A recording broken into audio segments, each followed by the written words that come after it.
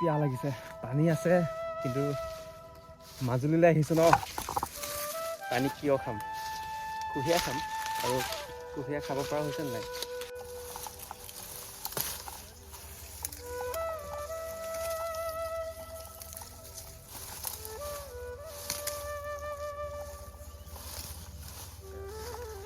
got it yes got it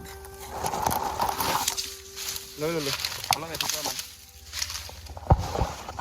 খাই যাব পাৰিম